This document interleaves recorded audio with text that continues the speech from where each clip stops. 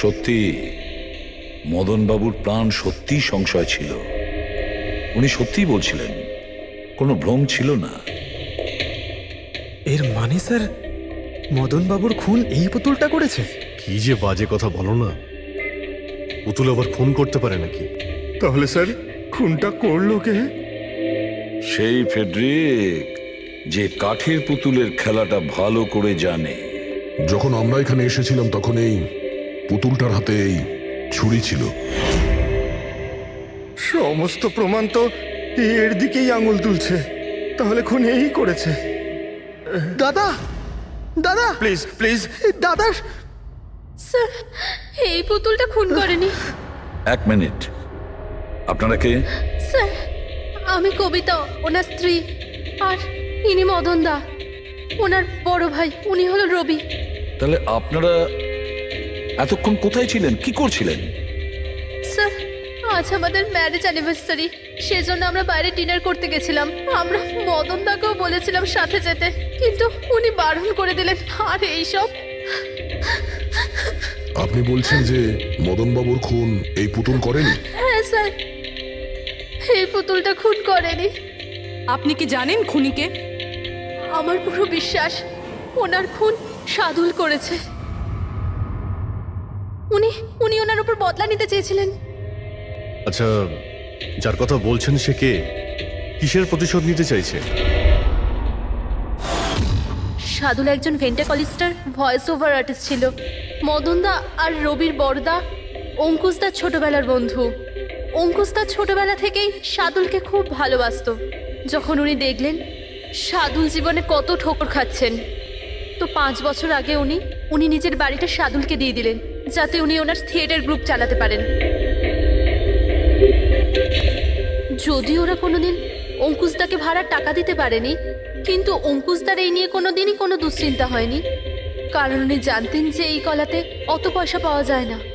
সাদুল আর ওনার স্টুডেন্টরা অঙ্কুশদার বাড়ি থেকেই নিজেদের ভেন্ট্রালোকুইজমের প্র্যাকটিস করত। পুতুল দিয়ে কথা বলানো এই শিল্পের ঘন্টার পর ঘন্টা বসে রিহার্সাল করতো। তাহলে একটা কথা তোমরা ভালো করে বুঝে নাও, ভেন্ট্রিলোকিজম এই শিল্পটা সহজ নয়, কিন্তু এটা আবার এতটাও মুশকিল নয়। এই শিল্পটা করার যে পদ্ধতি, এটার নামেই লুকিয়ে আছে। ভেন্ট্রিলোকিজম একটা ল্যাটিন শব্দ, যাতে ভেন্টারের মানে হচ্ছে পেট আর লোকি মানে হচ্ছে বলো। তাহলে ভেন্ট্রিলোকিজমের অর্থ পেট দিয়ে বলো। যেমন, হ্যালো বরুণ, কেমন আছো? তারপর একদিন অঙ্কুশদা মারা গেলেন, আর সব কিছু বদলে গেল। কারা? আরে আরে আরে আপনারা কি করছেন? আরে কি হলো? আপনারা কে? আরে কি করছেন? কি করছেন? আপনারা কেন? আপনারা কারা? কি হয়েছে? কি অসুবিধা? আরে আপনারা চাইছেনটা কি? আরে রবি, বলবান, কি হচ্ছে এখানে? কি হচ্ছে? এই যে এতদিন ধরে তোমরা বিনা পয়সার ফুটনি মারছিলে না, আজ থেকে বন্ধ হয়ে গেল। আমি এখানে কোনো ধর্মশালা খুলে রাখিনি। কিন্তু বলবন্ত, অঙ্কুশ তো বলেছিল যে... কে অঙ্কুশ? যে মরে গেছে, যে আর বেঁচে নেই, পৃথিবীতে আর নেই। এতদিন পর্যন্ত ওর পদ্ধতিতে চলেছো, আজ থেকে আমার পদ্ধতিতে চলতে হবে। বুঝতে পেরেছো? চলো, জায়গা ফাঁকা করো। রবি, বোঝাও তোমার দাদাকে। ও কি বোঝাবে আমাকে? আমি বুঝতে পারি তো সবকিছু। আর যদি এখানে থাকতেই হয় তো ভাড়া দিতে হবে। ভাড়া? হ্যাঁ, ভাড়া। কত ভাড়া দিতে হবে আমাদের? 4 লাখ। 4 লাখ? 4 লাখ টাকা তো আমাদের কাছে নেই। নেই যখন তখন খালি করো, না হলে আমি পুলিশকে ডেকে তোমাদের সবাইকে জেলে পাঠিয়ে দেবো। আর ওখানে থাকবার জন্য কোনো ভাড়াও দিতে হবে না। বলবন্ত, আমার...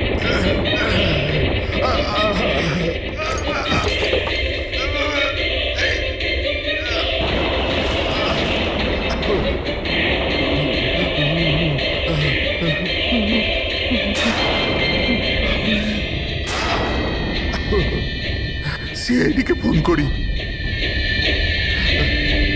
হ্যালো। হ্যাঁ, আপনি বলুন। হ্যালো। মদনবাবু বলুন। মদনবাবু, কি হলো?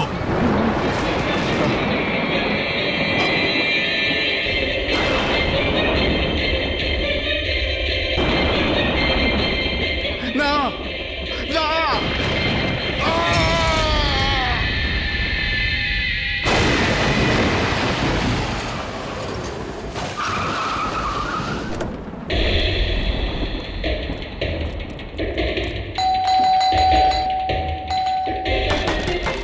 মদন বাবু,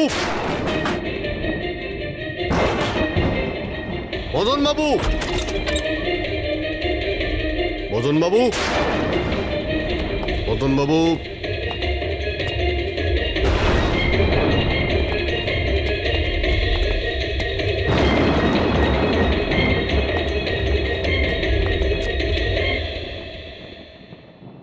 দয়া,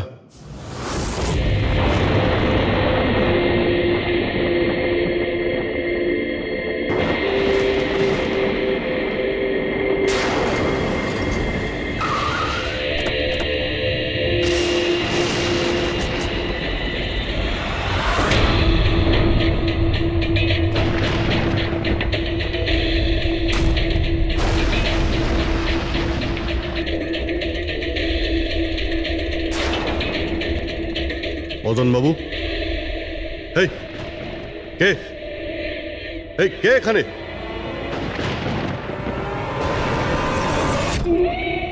এটা কি?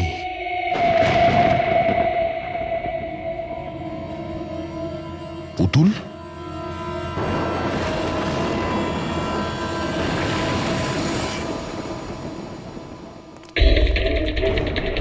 অভিজিৎ, স্যার, আমরা দেরি করে ফেলেছি।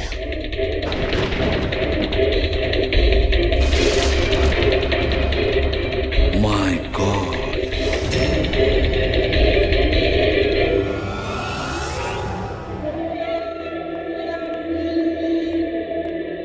এই নিন। আস্তে আস্তে আস্তে।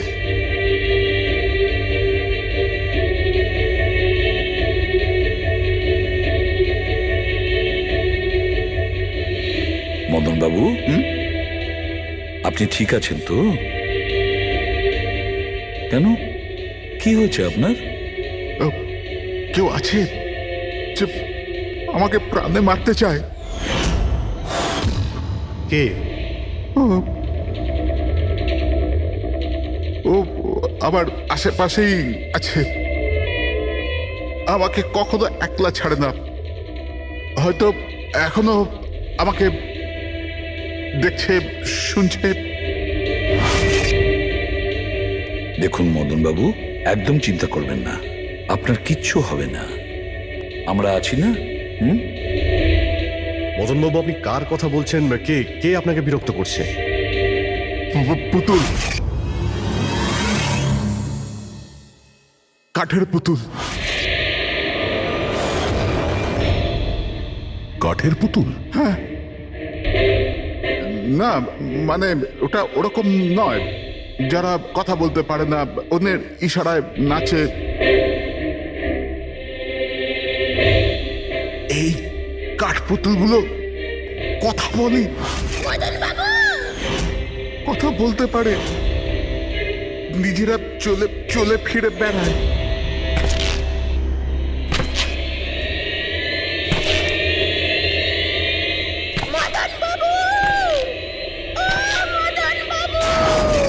কথা বলা কাঠের পুতুল? হ্যাঁ, আমি জানতাম আপনাদের আমার কথা বিশ্বাস হবে না, কিন্তু কথাটাই এরকম যে কেউই করবে না।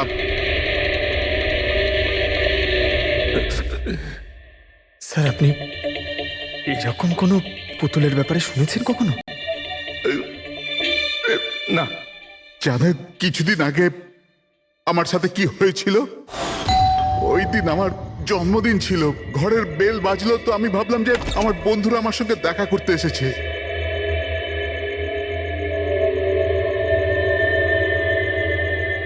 এত রাত্রে কে বেল বাজালো?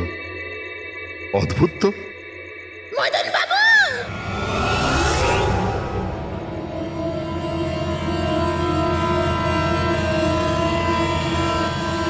কে? দেখতে পাচ্ছেন না? আমি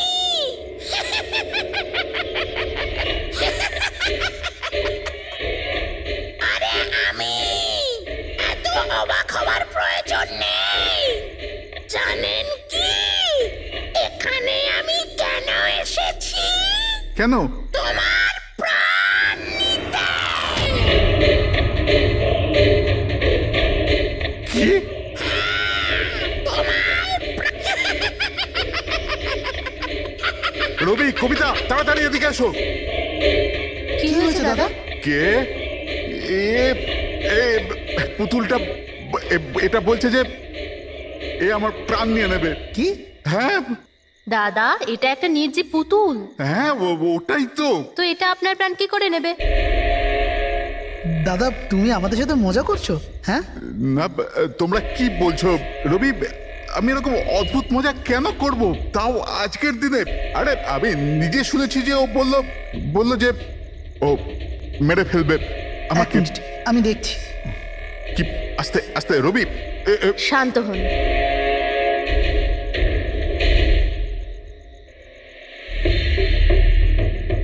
দাদা, মনে হচ্ছে তোমার সাথে কেউ মজা করেছে। এই কাঠের পুতুলের মধ্যে কেউ মনে হয় স্পিকার ফিট করেছে। চেক করো, হয়তো কোনো স্পিকার আছে।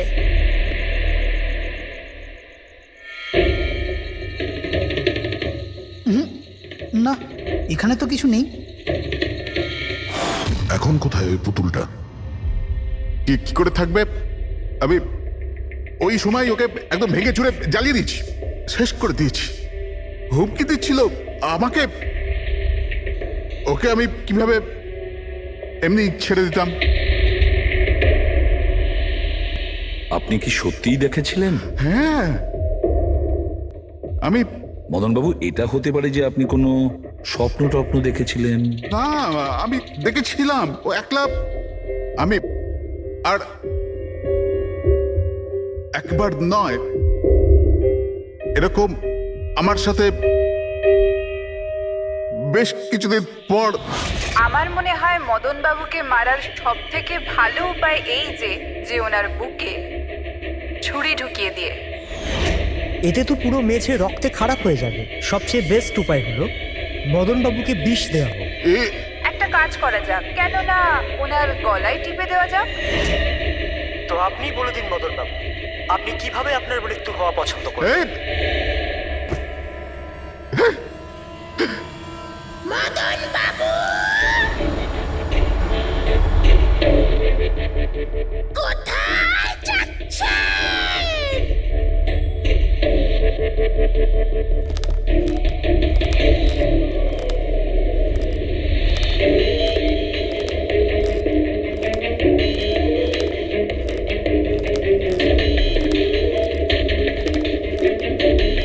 তো বলুন মদন বাবু।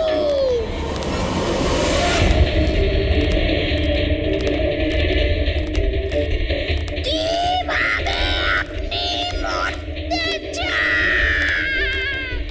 বলুন মদন বাবু।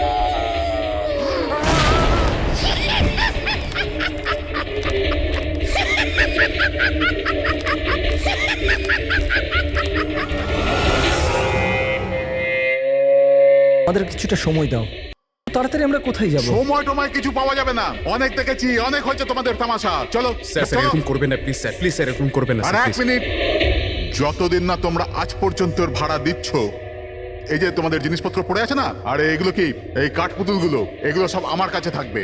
কিন্তু তুমি এই সমস্ত জিনিস নিয়ে নিলে আমরা ভাড়া কি করে দেব? ওসব আমি জানি না। স্যার এরকম করবেন না স্যার, আমরা আপনার সব টাকা মিটিয়ে দেবো স্যার, প্লিজ।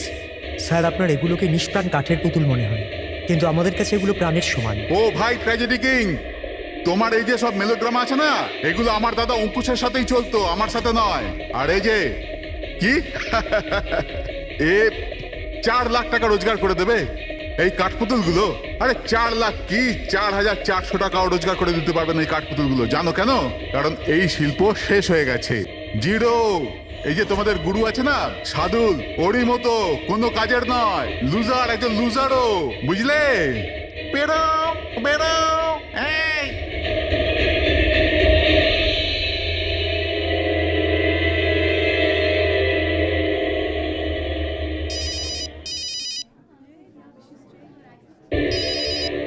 এও না। কে দাদা? আবার কে? সাদুল বারবার আমাকে এভাবে ফোন করে হুমকি দিচ্ছে। আমি দেখছি। হ্যালো। আমি আসছি তোকে মারতে। এবার তোর জীবন কিছুদিনের অতিথি মাত্র। হ্যালো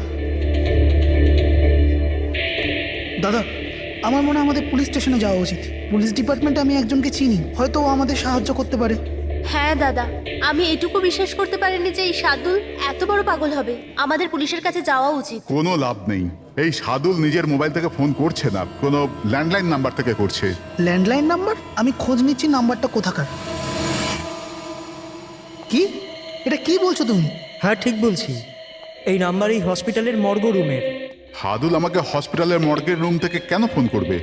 এই নাম্বার থেকে এনাদের কাছে ফোনে হুমকি দিচ্ছে, কাল রাত আর আজ সকালেও দিয়েছে, টানা 3 দিন ধরে আসছে। কে করছে এই কল? স্যার, এই ফোন দিয়ে কারোরই ফোন করবার কোনো অনুমতি নেই। আমি সারাদিন এখানেই থাকি, এই ফোন থেকে কেউ কোনো ফোন করেনি। তাহলে তুমি নিশ্চয়ই কল করেছো? স্যার, আমি কেন ফোন করব? আমি তো আপনাদের চিনিও না। হ্যাঁ হতে পারে তুমি সাদুলের কথা করেছো। কি নাম বললেন আপনি? সাদুল। সাদুল? এই যে এ হলো সাদুল, চেনো তুমি একে? এ আপনাদের কি করে কল করবে? কেন করতে পারবে না কল?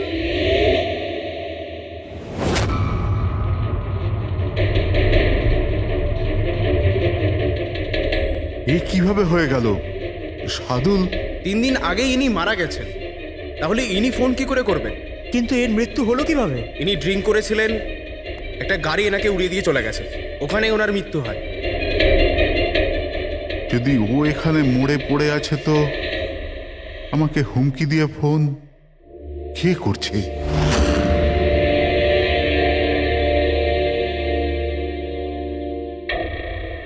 স্যার, হ্যাঁ, পুলিশের রেকর্ড অনুযায়ী তো এই সবকটা কল মর্গের ল্যান্ডলাইন থেকে এসেছিল। কিন্তু মর্গেন ল্যান্ডলাইন তো কেউ ইউজই করে না, তাহলে সব কি করে? পূর্বী, ভালো করে চেক করো, দেখো ব্যাপারটা কি। মনে হচ্ছে ব্যাপারটা গোলমেলে। স্যার, হ্যাঁ, উনি কিচ্ছু জানতে পারবেন না। আপনি এরকম কেন বলছেন? কারণ সিআইডি স্যার জীবিত লোকেদের ধরতে পারে, আত্মাদের নয়। আর আমি জানি এটা সাদুলের আত্মাই করেছে। দেখুন, এই আত্মা বলে কিছুই হয় না। আর আপনি একজন এডুকেটেড পার্সন হয়ে এইসব বলছেন? আপনিও তো পড়াশুনো জানা, আপনি বলুন না, একটা লাশ মর্গ থেকে ফোন কি করে করতে পারে? কি করে ওই মদনদার সাথে ওই পুতুলটা কথা বলতে পারে? স্যার, তাদের এটা নর্মাল মনে হচ্ছে। আপনারাও এমন কিছু ফিল করেছেন যেটা মদনবাবু করেছিলেন? হ্যাঁ স্যার। না, বাঁচাও, আমি তোমাদের ছাড়বো না। তোমরা খুব বিরক্ত করছো আমাকে। তোমাদের সবাইকে মেরে ফেলবো আমি, ছাড়বো না। দাদা, সরে যাও। না দাদা কি হলো? এদিকে আসবে না। আরে কিন্তু দাদা, এটা কি করছো তুমি? দাদা কি? কাঠপুতুল আছে এখানে, সরে থাকো। কাঠের পুতুল? আমাকে মারতে এসেছে, আমি বলেছিলাম না। দাদা 1 মিনিট দাদা, এটা কি করছো তুমি? রবি, এই এই আওয়াজটা ওপর থেকে আসছে। হ্যাঁ, কিন্তু উপরে তো কিছুই নেই, পুরো তো স্টোর রুম আছে আর একটা বন্ধ ঘর আছে। Store room? হ্যাঁ, ওই স্টোর রুমের মধ্যেই তো আমি সমস্ত কাঠপুতুলগুলো একটা বড় বাক্সের মধ্যে তালা লাগিয়ে বন্ধ করে রেখেছি। কাঠের পুতুল? ওগুলো সব বাইরে চলে এসছে কিভাবে? কি?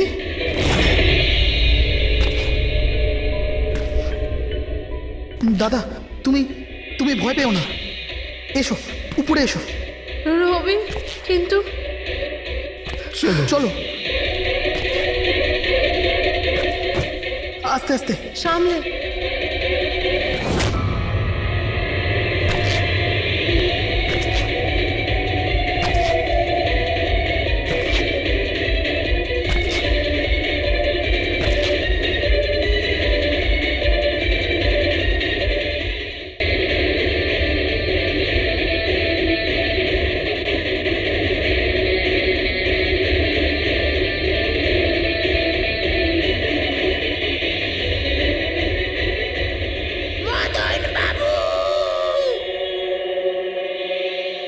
দাদা, আওয়াজ এই ঘর থেকে আসছে। হ্যাঁ, এসো।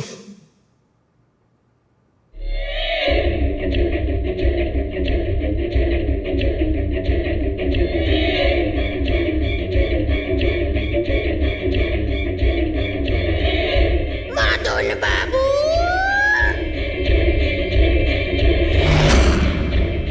মদন বাবু, কেমন লাগলো আমার সাথে দেখা করে? ভাবলাম মারবার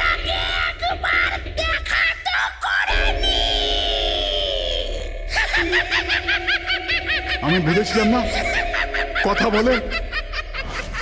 স্যার, মদন দাদা সব পুতুলগুলোকে বাক্সে বন্দি করে রেখেছিল, কিন্তু কি করে জানি না এই পুতুলগুলো কোথা কোথা থেকে বেরিয়ে আসছিল।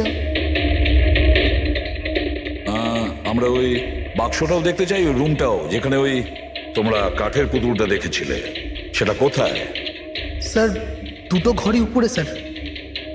চলো দেখাও। আসুন স্যার।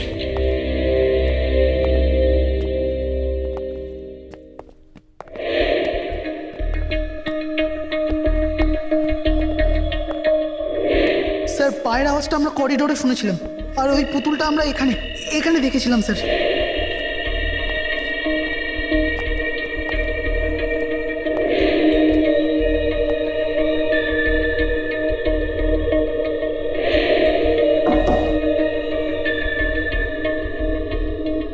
আচ্ছা এটা বলুন যে এই রুমটা এত ফাঁকা কেন?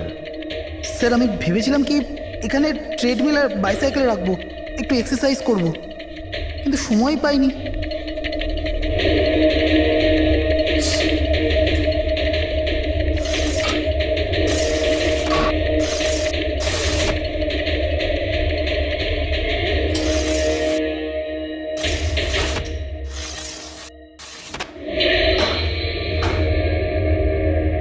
স্যার, এটা তো বন্ধই হচ্ছে না।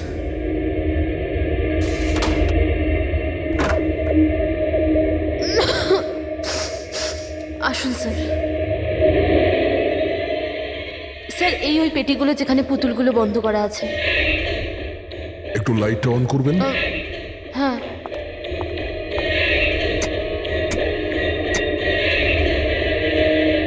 স্যার এই ঘরটা অনেক দিন ধরে বন্ধ আছে, তো মনে হয় বাল্বটা খারাপ হয়ে গেছে।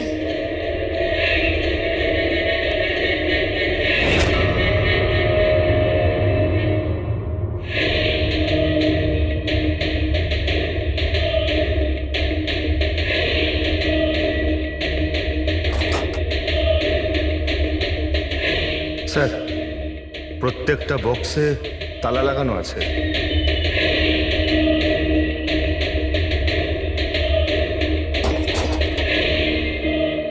কিন্তু এই তালাটা শক্তপোক্ত নয়, যে কেউ একে খুব সহজেই খুলতে পারে।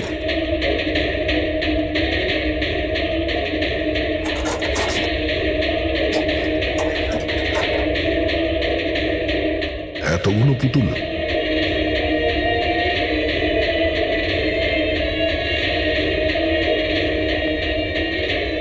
দেখি একটু এতে কোনো মেকানিজম করা নাই তো? স্যার আমি আপনাকে বলছি তো, এরা কথা বলে না। স্যার নিশ্চয়ই সাদুলের আত্মা এসে এদের কথা বলায়। ভেতরে কোনো মেকানিজম কিন্তু কোনো স্পিকার তো নেই যার থেকে আওয়াজ আসবে। স্যার উনি কিন্তু ঠিক কথাই বলছেন, না তো কোনো মেকানিজম আছে না কোনো স্পিকার, কিন্তু তাহলে এই পুতুলগুলো কথা বলে কি করে?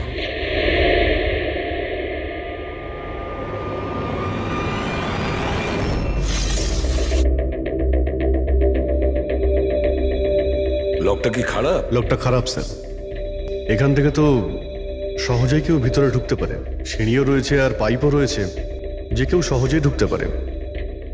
আর যে সহজে এই রুমে ঢুকতে পারে সে বাক্সতে বন্ধ থাকা কাঠের পুতুলগুলোকে উঠিয়ে বাইরে যে কোনো জায়গায় রাখতে পারে, যেভাবে এখানে রাখা ছিল তোমাদের ভয় দেখানোর জন্য। স্যার মানে মানে এটা কোনো আত্মা নয়? আরে ওই আত্মার কথা ছাড়ো তো, আত্মা হয়ই না। এটা সেই হতে পারে এই বাড়ির প্রত্যেকটা কোণা সে চেনে, প্রত্যেকটা কোণা। আর তাছাড়াও কাঠের পুতুলের ব্যাপারেও খুব ভালো মতো জানে। আর এরা হতে পারে সাদুলের স্টুডেন্ট। সাদুলের স্টুডেন্ট খোঁজ নিয়ে দেখতে হবে যে সাদুলের স্টুডেন্টস এই মুহূর্তে কোথায় আছে আর কি করছে।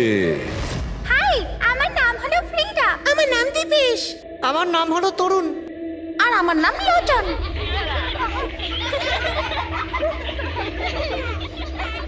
আজ আমি তোমাদের একটা দারুণ গল্প শোনাতে চলেছি। না, সবসময় কেন তুমি শোনাবে গল্প? আরে তুই তো আপত্তি কিসের? হ্যাঁ হ্যাঁ, ফ্রিডা তোমার আমার সবসময় ভালোর প্রয়োজন পড়ে। হ্যাঁ দীপেশ, তুমি একদম ঠিক বলেছো। পরিশ্রম আমরা করি আর ফেমাস তুমি হয়ে যাও। তোমার পুতুলও তো সেই কথাই বলছে। স্যার বুঝতে পারছি না স্যার, এটা এই পুতুলগুলো কথা বলছে কি করে? আরে পঙ্কজ, এটা একটা আর্ট, ভয়েস চেঞ্জ করার আর্ট। এটাকে বলে ভেন্ট্রিকুলিজম। একদম। কথা তো এরাই বলছে, কিন্তু মনে হয় যেন এই আওয়াজ পুতুলের মুখ থেকে বেরোচ্ছে। কিন্তু স্যার এরা কোথায় কথা বলছে? আপনি দেখুন না, এদের তো ঠোঁটটা পর্যন্ত বন্ধ। দেখো আমি বলছি আমি বেস্ট। এটাই তো শিল্প পঙ্কজ, মুখ না খুলে এত পরিষ্কার কথা বলা। আওয়াজ এখানে এই পেট থেকে বেরোয়। ওই আর্টটাও এদের মতো শিল্পীরই তৈরি করা। ওই পুতুলগুলো এই আর্টের দ্বারাই মদনবাবুর সঙ্গে কথা বলে, আর ওই নিউজ রিডারও। কিন্তু স্যার এরা তো পুতুলগুলোকে হাত দিয়ে নাড়াচ্ছে স্যার। হ্যাঁ, এরকমই তো হয় পাপেট শুয়ে। কিন্তু মদন বাবু ওই পুতুলটা দেখেছিল স্যার, ওটাতে কেউ হাত দিয়ে নাড়াচ্ছিল না, আর না কথা বলছিল এভাবে। হ্যাঁ ঠিক আছে, হতে পারে কোনো মেকানিজম ফিট করেছিল ওই পুতুলে, যেটা কোনো রিমোট কন্ট্রোল দিয়ে অপারেট করা হতো। স্যার কিন্তু রবি বলছিল যে ওর ভেতর কিচ্ছু নেই, কিচ্ছু নেই। সাউন্ড মেকানিজম ছিল না, কিন্তু ওর মাথার ভেতরে কোনো মেকানিজম ছিল, যার কারণে ওর মাথা আর মুখটা নড়তো, যেটা হতে পারে রবি দেখেনি। এইরকম পুতুল তৈরি করা শার্দুল বা ওর কোনো স্টুডেন্টেরই কাজ হতে পারে। যে মদনবাবুর বাড়ির কোনা কোনা চেনে, এরা জানতে পারে ওই জানলার ব্যাপারে, যার লকটা ভাঙা ছিল। বাড়িতে ঢুকে প্রত্যেক জায়গায় পুতুল বসানো আর ওদের দিয়ে কথা বলা তো এদের বাঁ হাতের কাজ। কিন্তু স্যার মর্গ থেকে এরা কল কি করে করলো? স্যার হ্যাঁ, স্যার স্যার জানতে পেরে গেছি যে মর্গ রুমের ফোনগুলো কিভাবে আসছে। কিভাবে? স্যার এর জন্য স্কুফিং সফটওয়্যার ব্যবহার করা হয়েছে। স্কুফিং সফটওয়্যার? সেটা আবার কি? স্যার এক্ষুনি বলছি।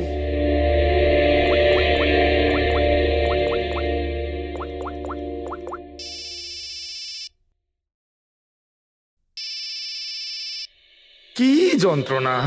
আমার ওয়াইফকে এখনই ফোন করতে হলো। হ্যাঁ স্যার, আমি কারেন্টের বিলটা দিতে না আবার ভুলে গেছি। মনে হয় লাইনটা কেটে দিয়ে গেছে। আমাকে বকবে বলেই ফোনটা করেছে। ফোনটা তোলা ঠিক হবে? ধরো, যাও তাড়াতাড়ি কথা বলে নাও। হ্যালো, হ্যাঁ আমি বাড়ি ফেরার সময় কারেন্টের বিলটা দিয়ে বাড়ি যাবো। রেডি স্যার, এইবার কারেন্ট কেটেই যাবে। আরে পুরবি, তুমি ফোন করেছিলে? কিন্তু এটা তো আমার ওয়াইফের ফোন নাম্বার। পুরবি, এটা করলে কি করে? স্যার এটাই তো এই সফটওয়্যারের বিশেষত্ব। ফোন যেখান থেকেই করো, নাম্বার সেটাই দেখাবে যেটা আপনি চাইবেন। কিন্তু পুরবি, তুমি এই সফটওয়্যারটা পেলে কোথা থেকে? স্যার সাইবার ইউনিট থেকে নিয়েছি। আর স্যার এর সাহায্যে শুধু নাম্বারই নয়, বরং কোনো মানুষ তার লোকেশন পর্যন্ত ভুল বলতে পারে। ওরে বাবা রে! স্যার ভীষণ বিপজ্জনক সফটওয়্যার কিন্তু। খুনি মর্গের নাম্বার এই জন্যই ব্যবহার করেছে যাতে আমরা ভাবি এই পুরো ব্যাপারটা সাদুলের আত্মা করেছে। সাদুলের আত্মার কাজ। আচ্ছা বাচ্চারা, তোমাদের সঙ্গে দেখা করে খুব ভালো লাগলো। পরের বার আবার দেখা হবে। বাই। সাবধানে যাও তোমরা। Bye bye bye bye bye.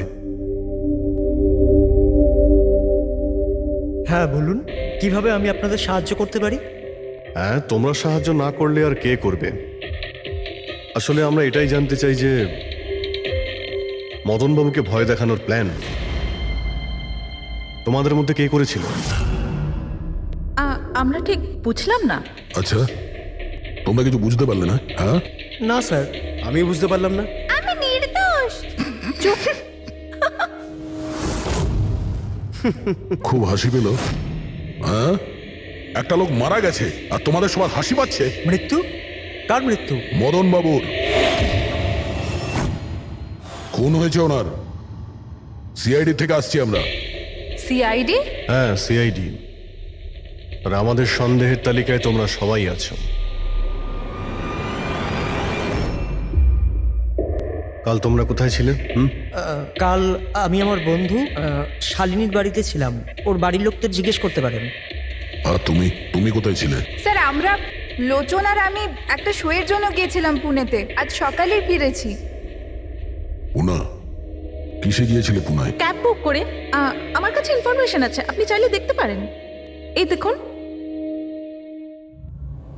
কি ব্যাপার, এত ঘামছো কেন তুমি? হ্যাঁ, কাল রাতে তুমি কোথায় ছিলে? স্যার ওই আমি বলছি, তুমি কাল রাতে মদন বাবুর বাড়িতে ছিলে কিনা? হ্যাঁ হ্যাঁ ছিলাম ওখানে, কিন্তু আমি কাউকে মারিনি। তাহলে ওখানে কি করতে গিয়েছিলে? হ্যাঁ স্যার আমি তো শুধু মদনকে শিক্ষা দিতে চেয়েছিলাম, যেটাও সাদুল স্যারের সাথে করেছে, খুব খারাপ করেছে। আর হ্যাঁ, আমাদের মাঝে আজ যে সাদুল স্যার নেই তার একটাই কারণ, সে হচ্ছে মদন। ওনার জন্যই উনি মদ খাওয়া শুরু করেছিলেন আর সময়ের আগেই মারা গেলেন। তোমরা ভেবেছো খুনের বদলা খুন? না না স্যার, আমরা শুধু ওনাকে ভয় দেখাতে চেয়েছিলাম। গৌরবের প্ল্যান ছিল এটা। হ্যাঁ স্যার, গৌরবই কালকে রাতে আমাকে ফোন করে ডাকে, ওই 11:30 12টার আশেপাশে, কিন্তু আমি একটু লেট হয়ে যাই আর 12:30টায় গিয়ে পৌঁছাই।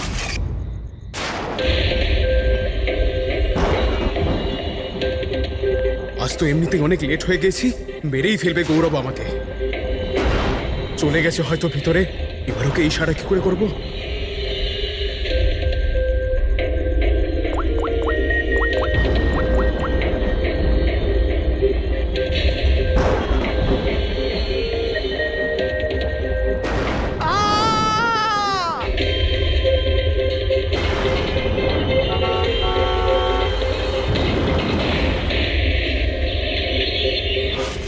গন্ডগোল তো করেই ফেলেছো, মদন বাবুর খুন হয়ে গেছে। স্যার আমার এই খুনের সাথে কোনো রকম সম্পর্ক নেই। আর গৌরবের? স্যার এটা তো গৌরবই বলতে পারবে, তাই না? ঠিক আছে, গৌরবকে ডাকো। কোথায় ও? গৌরব তো এখন গোয়াতে আছে। গোয়াতে কেন? স্যার এটা জানি না। ওকে কিন্তু বাঁচানোর চেষ্টা করবে না, নাহলে তুমি ফেসে যাবে, বুঝেছো? না স্যার, এরকম ব্যাপার নয়। কালকে রাতে যখন ওকে আমি ফোন করি তখন ওর ফোন বন্ধ ছিল।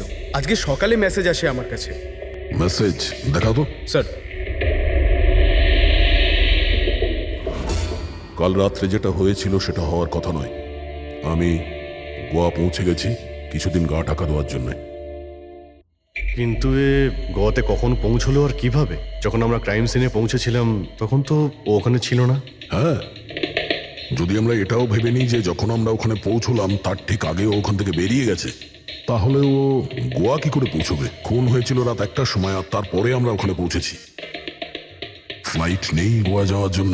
স্যার হতে পারে ফ্লাইটে না গিয়ে বাসে বা গাড়ি করে গেছে হয়তো। না পঙ্কজ, ড্রাইভ করে গোয়া পৌঁছতে মিনিমাম 12 ঘন্টা লাগে, আর এই মেসেজটা এসছে সকাল 9টার সময়। মানে গোয়া পৌঁছানোর আগেই ও মেসেজ করে দিয়েছে যে ও গোয়া পৌঁছে গেছে। পঙ্কজ, খোঁজ নিয়ে দেখো যে গৌরবের ফোনের লাস্ট লোকেশন কোথায় দেখাচ্ছে। তুমি গৌরবের নাম্বারটা দাও। আচ্ছা ঠিক আছে, থ্যাংক ইউ স্যার। গৌরবের শেষ লোকেশন ছিল ওই মদনবাবুর বাড়ি, আর কাল রাত 11:30টার সময় ওর মোবাইল বন্ধ হয়েছে। 11:30? Hello, thank you sir. Gaurav নামের কোনো ব্যক্তি গোয়ার কোনো ফ্লাইটেই ছিল না, না আজকে সকালে না কাল রাতে। আর তাছাড়া স্যার একে কোনো এয়ারপোর্টে সিসিটিভি ফুটেজেই দেখা যায়নি। মানে আমাদের সন্দেহ একদম ঠিক, গৌরব এখানেই আছে। তাহলে ও বা অন্য কেউ ওর ফোন থেকে এই মেসেজটা পাঠিয়েছে যে ও গোয়া চলে গেছে। কিন্তু স্যার কেউ এরকমটা করবে কেন? সেটা তো আমি জানি না ফ্রেডি, কিন্তু একটা কথা আমি বুঝতে পারছি না, গৌরব তো চাইলে যে কোনো সময় মদনবাবুকে মারতে পারতো। এসব নাটক করার কি প্রয়োজন ছিল? আর ওরা 4 জন এই কাঠপুতুলের খেলাটাই বা কেন খেলছিল? আর ও যদি মদনবাবুকে মেরেই থাকে তাহলে ওর 4 জন বন্ধুকে কেনই বা বললো না? সন্দেহটা আমার এইখানে। এর একটাই কারণ বস, হতে পারে গৌরবকে তাড়াহুড়োতে মদনবাবুকে মারতে হচ্ছে যখন ও ধরা পড়ে যায়, আর না হলে খুনি গৌরব না অন্য কেউ। স্যার খুনি যদি অন্য কেউ হবে তাহলে গৌরব কোথায়? হতে পারে খুনি গৌরবকে মেরে গায়েব করে দিয়েছে, আর আমাদের সামনে এমন প্রমাণ ফেলে দিয়েছে যে আমাদের মনে হয় যে ও পালিয়ে বেড়াচ্ছে, গোয়াতে আছে ও।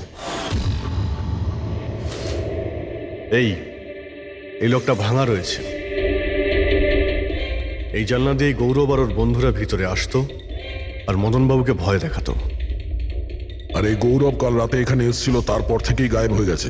তাহলে হতে পারে ওর সঙ্গে যা হয়েছে এখানেই হয়েছে। কিন্তু ওর সাথে যদি এখানে কিছু হয়ে থাকে তাহলে কিছু না কিছু তো ট্রেসেস পাওয়া উচিত। তাহলে একবার টেস্ট করে দেখা যাক। রবি, স্যার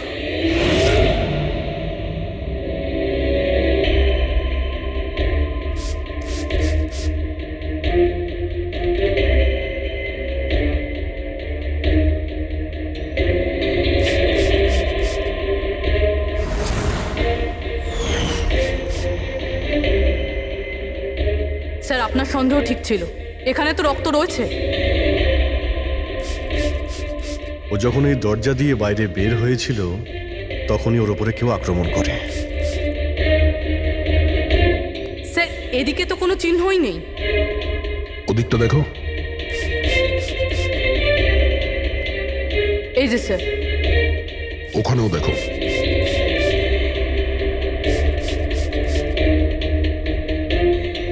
ও, তার মানে হামলা করার পর গৌরবকে টেনে হিচড়ে স্টোর রুমের কাছে নিয়ে আসা হয়েছে।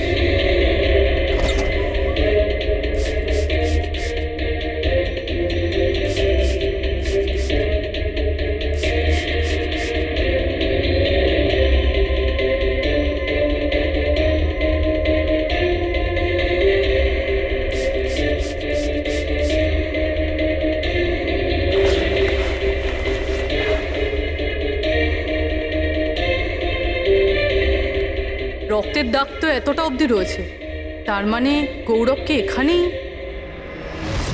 আর আমরা এখানে এলাম কিন্তু আমরা জানতেই পারলাম না। আর তারপরও গায়েব হয়ে যায়।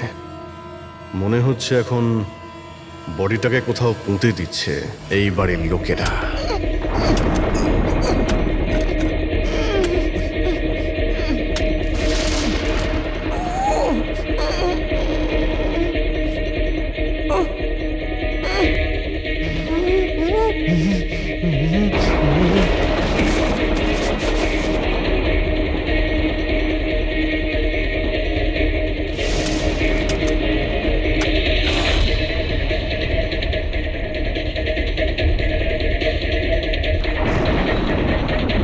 সিআইডি?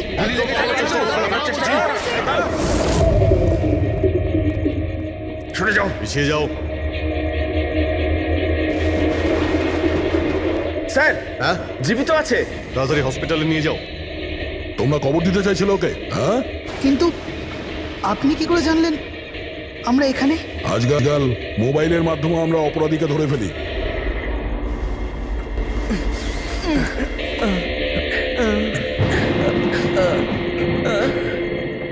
চলো তাড়াতাড়ি নিয়ে যাও ওকে। চলে এসো।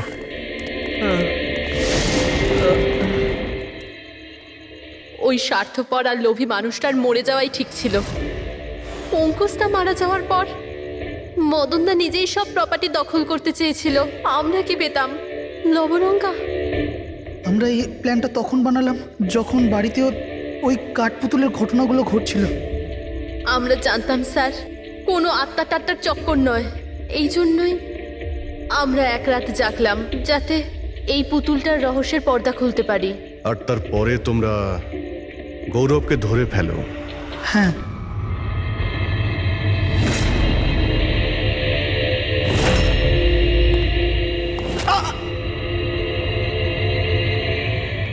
গৌরবের থেকে সব সত্যিটা জানার পর আমরা ভাবলাম যে ওর ওই কাঠপুতুলের খেলার সুযোগ নিয়ে আমরা মদন দাদাকে মারতে পারি। আর সেই কারণে গৌরবের ওপর হামলা করে ওকে বাক্সে ঢুকিয়ে দিয়েছো। আর তারপর মদনবাবুকে খুন করে আমাদের বোকা বানাতে চেষ্টা করেছো। আর এটা দেখাতে চেয়েছিলে যে খুন পুতুল করেছে। হ্যাঁ, আমরা জানতাম যে সিআইডি কখনোই আত্মাদের গল্প আর পুতুলদের খেলার উপর বিশ্বাস করবে না। আর আপনারা সোজা সন্দেহ করবেন সাধুলের স্টুডেন্টদের, বিশেষ করে গৌরবের ওপর। আর আমাদের মিসলিড করার জন্য গোয়ার ওই মেসেজ পাঠিয়ে দিলে। হ্যাঁ, আমরা ভেবেছিলাম যে আপনারা সারা জীবন ধরে গৌরবকে এখানে ওখানে খুঁজতে থাকবেন আর আমরা ওকে মেরে এখানে পুঁতে দেবো। টাকার জন্য তোমরা নিজের দাদাকে মেরে ফেলেছো। কি করবে এই টাকা নিয়ে? আর না এখন এই টাকা তোমাদের জেলে যাওয়ার থেকে বাঁচাতে পারবে, আর না